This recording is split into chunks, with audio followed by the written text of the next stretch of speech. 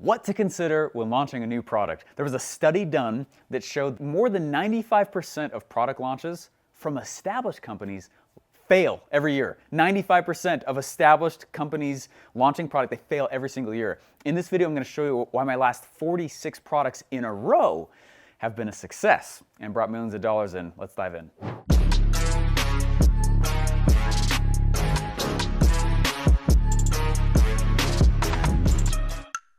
All right, guys, I'm a huge fan of P.T. Barnum. All right, yes, we have a large full-size cardboard cutout of him in my office. We have something called a capitalist shrine in the next wall over there, and we don't want to get zapped by God. So there's a thing that we're going to put "In God We Trust" above the top there. But P.T. Barnum, though, if you ever saw the movie The Greatest Showman, was about him. A lot of that was made up. Thank you, Hollywood. But he was an incredible marketer. Now, one of the reasons I love P.T. Barnum so much is because he had a museum.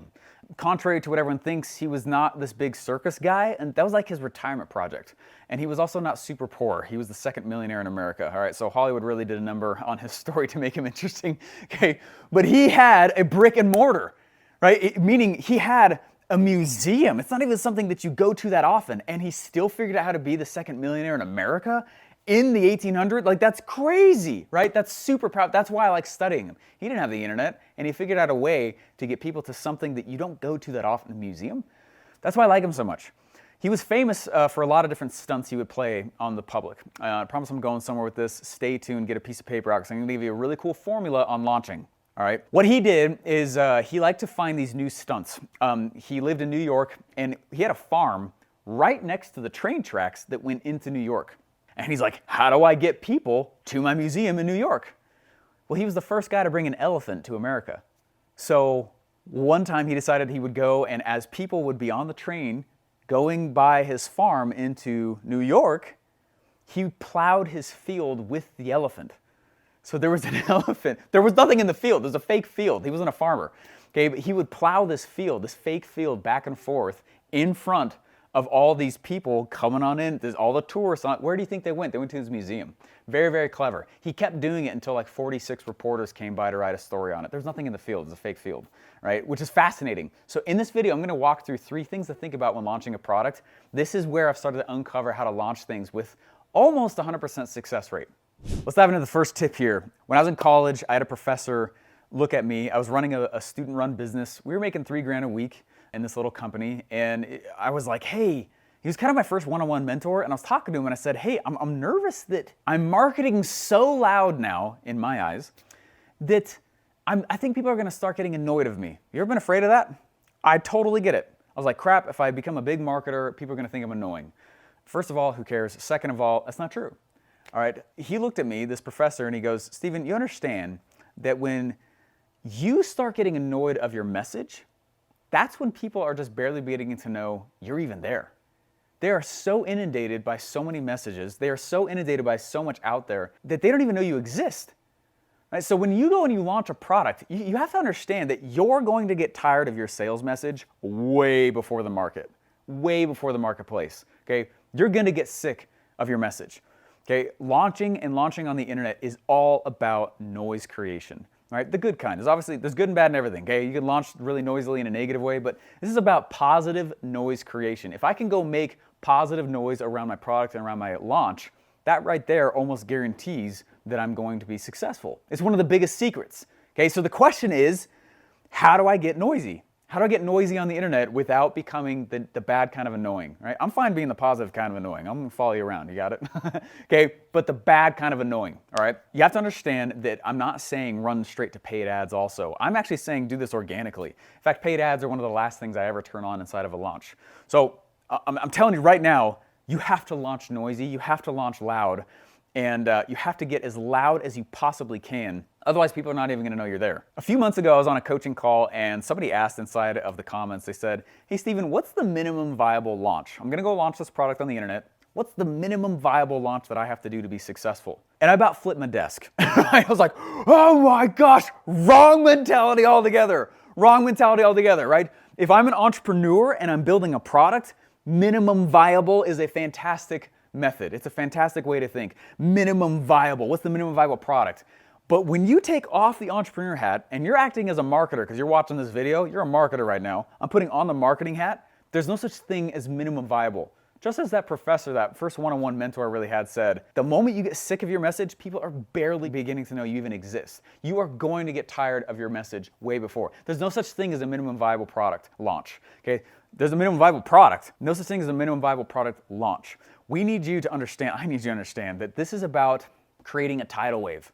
A lot of times we'll talk about the marketplaces as being red ocean, blue ocean. And if it's an ocean, and oceans are not, right, they're not stagnant, they move. If it's an ocean, stop making a wave. I need you to make a tidal wave, all right? This thing has got to be so loud. I want to be so loud that people are forced to make a decision on whether or not they like me. That's the kind of launch I'm trying to go for. And a lot of times people are not successful on the internet because it's the equivalent of peeing on a forest fire. You're getting nowhere, all right? You're just not going to get anywhere peeing on a forest fire. And they're like, my launch isn't working. I'm like, you put out a single post and that was it. Get loud. Stop being an apologetic marketer, hashtag marketers of stones. All right, so tip number 2 here. Now that you are feeling, oh my gosh, I should get really loud. Launching is all about noise. Let me teach you how to throw gas on the fire. All right, you still gotta have a fire, still be noisy. Here's how to throw gas on the fire though. A few years ago, I decided that I was gonna go launch a product exactly as I'm telling you right now. And I was like, how can we get noisy? Sweet, we're gonna get noisy. I was like, how can we throw gas on the fire? Oh my goodness. My dream customers like to go to this event over there. Right? It was Funnel Hacking Live, and it was Russell Brunson's event. And there's 5,000 people they bring in. 5,000 people that they bring into that event. That's a lot of people. If they are bringing to a one spot our dream customer, I'd be stupid to not go. Right? So what we did is we went to the event, and we decided that we would try to figure out a way to hold our own small event or thing or shindig, right? Some kind of noise around that event. Think about this. I know that Russell Brunson at ClickFunnels, they spend like $4 million putting that event on. I don't have that kind of budget. They have like 400 employees. I have like 4, right? Does that make sense? We are different firepowers. You understand? I can't do everything that he's doing to pull together that amount of noise. But I would be stupid to not somehow attach my launch to the amount of noise. Thank you, Russell Brunson and ClickFunnels over at Funnel Hacking Live, right? Be careful how you do this because you can really mess relationships up, okay? And if that's your goal, then fine, really do it loud. But if you're trying to be complimentary to a marketplace, trying to be complimentary to a company that isn't yours, be careful how you do this, right? If someone really, so listen to me, write this down, man. This is one of the biggest reasons we make the amount of money we do. I try to tie my launch to existing big boy noise. I try to find something in the marketplace that I can attach my launch to that's bigger than me, and in essence, it kind of pulls me further than I could ever pull myself.